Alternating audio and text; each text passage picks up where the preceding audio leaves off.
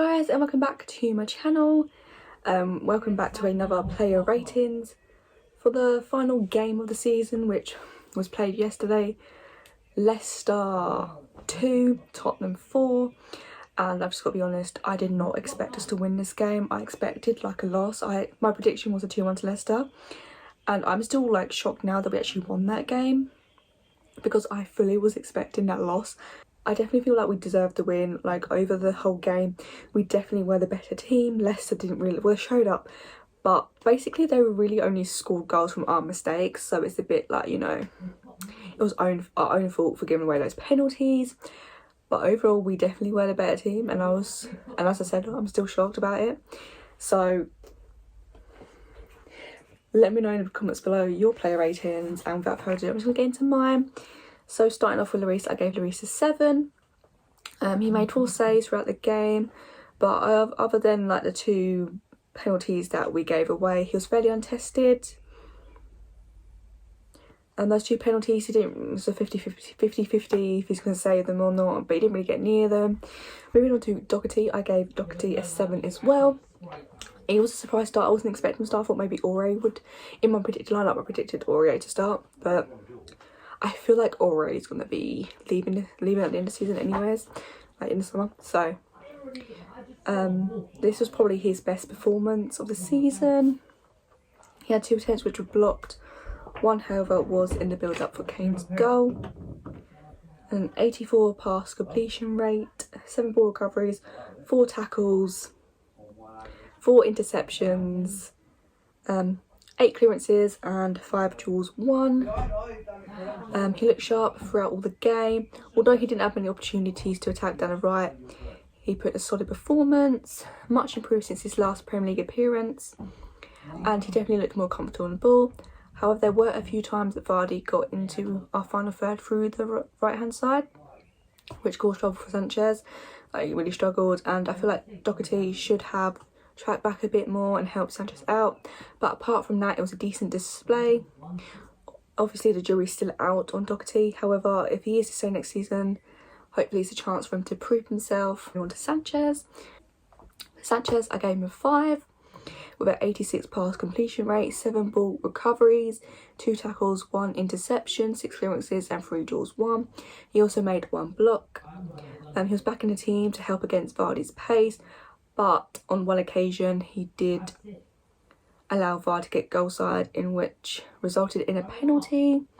This, however, I feel like was unfortunate, as to me it looked like Vardy grabbed Sanchez's arm and then dived. And then that conned the ref into giving the penalty. So yeah, for me, that I feel like that he dived, so it shouldn't have been a penalty. But obviously VAR wasn't going to overturn it because it wasn't like clear and obvious error, even though I don't really get it. But there we go. I feel like Sanchez did struggle against Vardy like the whole game, and Sanchez also made up for that penalty. Sanchez made up for that penalty by playing a major part in our second goal, where Son put in a ball from a corner, and Sanchez put pressure on the goalie, and it came off Schmeichel through to the net. Obviously it was a lucky goal, but it helped us take control of the game and caused Leicester problems. Moving on to Toby, I gave Toby a 6, a 95 pass completion rate, 1 attempt blocked, 1 take on, 5 ball recoveries, 1 tackle, 3 interceptions, 4 clearances and 3 duels won. However, Toby was a bit clumsy to leave a foot in and allow Vardy to win a penalty. Other than that one mistake, he defended well and was just slightly the better of the 2 centre-backs. He also blocked an early Madison effort and remained strong and solid at the back when Leicester were pushing on and causing a few problems. Overall, it was a decent display from Toby, and I feel like he was one of the main players that managed to beat Leicester's press and allowed us to move up the pitch with the ball, which I thought, I wasn't expecting us to play that well, but managing to beat Leicester's press was actually pretty good, you know. Moving on to Reguilon, I gave him a 5. 2 tackles, 69 pass completion rate with 2 take-ons, 3 ball recoveries, 1 interception, 5 duels, 1 out of 7. However, throughout the game he did look a bit nervous on the ball and had a few misplaced passes in key areas. It looked like his performance against Aston Villa had like really affected him. and he was worried about making more mistakes, which, you know, just make him look nervous, and he misplaced a few passes. However, his energy and pace caused Leicester problems, and he got down the left hand side well. He was definitely better going forward than he was in defending, but hopefully a summer reset will get him back to his best for next season. Hopefully Real Madrid don't use that buyback clause, so hopefully he is for next season.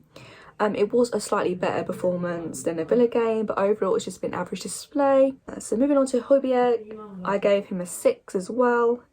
A 90% pass completion rate, 2 tackles, 6 ball recoveries, 0 blocks, 0 clearances, not that great, but 1 draw 1. He was a bit sloppy in possession at times, but broke up play well, and having played every Premier League game this season, he definitely needs a rest. Had a tough task in the midfield, but battled well throughout and helped us win the game, keeping control of the game towards the end. Now moving on to Winks. Right, before I get on to Winks, I feel like I must say I was completely wrong about Winks starting, even though it wasn't like his best performance. But I thought Winks starting, we were going to lose the game, but obviously we didn't, and we actually won 4-2. So I just wanted to put it out there that I was completely wrong, and I do apologise. Even though it was my prediction, I just apologise for that. I probably should have had more faith in the team, or even like Winks himself. But yeah, I just wanted to put that out there. So Winks, I gave a 5. A 73 pass completion rate, 1 take on, 11 ball recoveries. I was like, when I saw that stat, I was like, what? 11 ball recoveries? That's pretty good. More than pretty good, but you know what I mean. 3 tackles, 2 receptions, 1 draw 1. As I was saying before, I wasn't happy that Winks was in the starting lineup, but he did put in the effort to help us get the win. Struggled at times, giving the ball away in key areas and putting us under pressure. On time he gave the ball away with a stupid pass, but they made the foul to stop the counter-attack.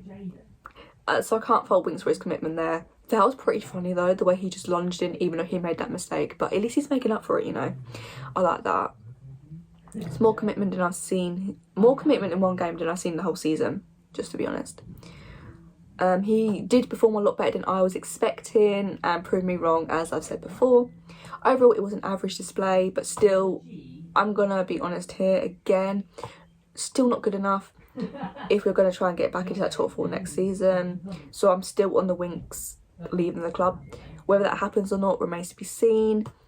But this performance, as much as it was better than I thought it was going to be, still not good enough. On to Bergwijn.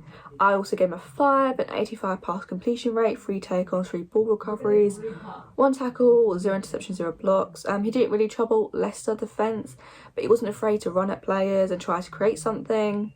He did lack quality on the ball and held onto it for too long at times. He did try his best to be effective, but his lack of game time shone throughout this performance.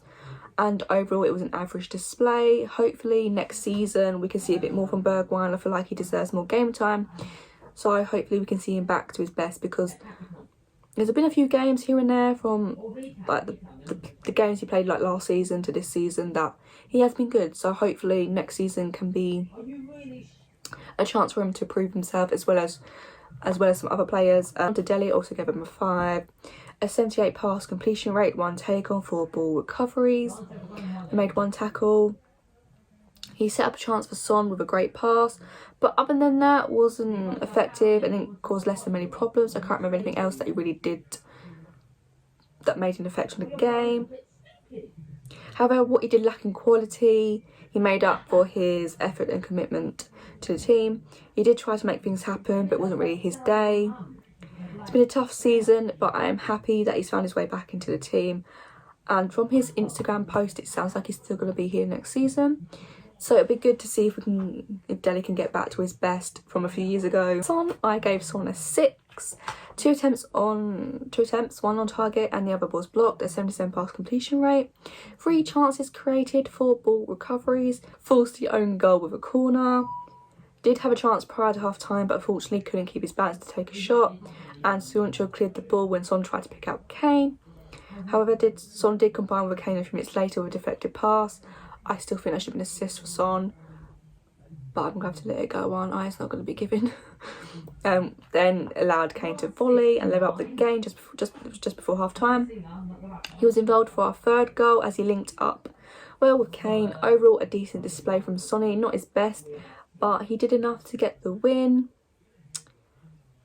I mean, it's been his best season in the Spurs shirt. So on to the last player of the starting 11, Kane. I gave Kane an 8. 3 attempts, 1 goal and 1 assist, winning him the Golden Boot and Playmaker award. And I just want to say congratulations to Kane for that, and that was well deserved. And all of his other awards that he won, and Son also won an award, the AIA Play of the season, I think. So yeah, so congratulations to them. 4 take-ons, 2 clearances, 4 duels, 1s, 4 duels, 1. Kane got us back in the game with a stunning volley and kept his composure in the box to set up Bale for the winner. I feel like he was back to his best during this game and showed what we could possibly miss next season. He was fully committed, and I hope he's still here next season. I'm still holding on to a little bit of hope that he'll be here next season. Obviously there's signs that he's going and like the stuff, but I'm just holding on to a little bit of hope that he'll be here next season. Yeah, whatever happens is going to happen. But I feel like for me to have that little hope, I just need that. For my sanity right now, I just need a little bit of hope. So don't, in the comments, don't drag me for having a little bit of hope. Like, I know it's a real possibility that it's not going to be here next season. Like, I know, like, you don't need to tell me. But for me, I need a little bit of hope. Just let me have that, please. Just don't come for me in the comments. Just don't. Okay, and now moving on to subs. We could start with Bale. I gave Bale a 9. 3 attempts, 2 goals, a fantastic finish from the edge of the box, and then he played he played 1-2 of the post to secure his second goal. He definitely made a difference coming off from the bench. He changed the game completely when he came on. It looked like he was heading for a draw before he came on. He provided energy and exploited the space behind Leicester's defence. And he's another player I hope is still here next season.